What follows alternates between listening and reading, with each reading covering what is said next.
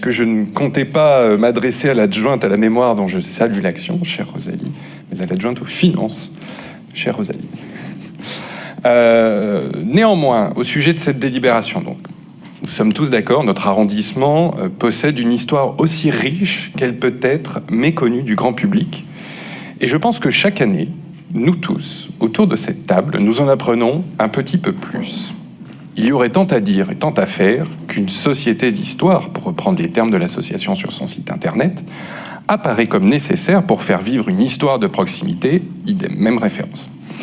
Donc le sujet n'est pas ici l'existence d'une société d'histoire, mais de quelle société d'histoire, d'où mon interpellation de l'adjointe aux finances. Je m'excuse, je reprends un peu ma casquette d'expert comptable, désolé, c'est mon métier. Alors que pouvons-nous trouver sur l'association? Donc j'ai fait quelques recherches avec son site internet que j'ai consulté en 5 minutes et qui ne contient que 2 articles. Jean de Popincourt, publié le 9 janvier 2023, très intéressant d'ailleurs, demeurant, et 1er janvier 1860, naissance du 11e arrondissement, publié le lendemain, très intéressant aussi d'ailleurs. Une page Facebook un peu plus garnie, donc citons une visite du Père-Lachaise en mai, une balade sur les traces de la commune en avril, une visite de la mairie du 11e, je crois que c'était en mars, et beaucoup de reprises de la communication municipale, de la majorité municipale, tout du moins. Donc cela s'explique dès lors qu'on ouvre la fiche de présentation de l'association disponible sur ODS. On découvre ainsi que le président, dont je salue au passage la connaissance historique à titre personnel, parce que j'en ai souvent profité, et je regrette son absence aujourd'hui parce qu'il est très fidèle à ce conseil et ça mérite d'être souligné dans le public.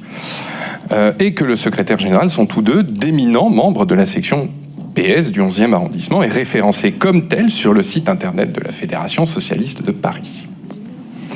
Donc l'histoire, avec un grand H, d'ailleurs qui est absent de certains éléments de la fiche de présentation, l'histoire dans ce sens-là prend un grand H, n'est pas l'affaire des politiques, mais celle des historiens qui l'embrassent sans prisme, sans biais, au travers des faits, de tous les faits, des réalités, de toutes les réalités. L'histoire, toute l'histoire, nous appartient sur un même pied d'égalité et j'accorde autant d'importance au discours du général de Gaulle qui s'est tenu place de la République en 1958 qu'au dernier conseil de la Commune de Paris qui s'est tenu dans cette mairie en 1871. Une plaque le rappelle d'ailleurs dans le hall.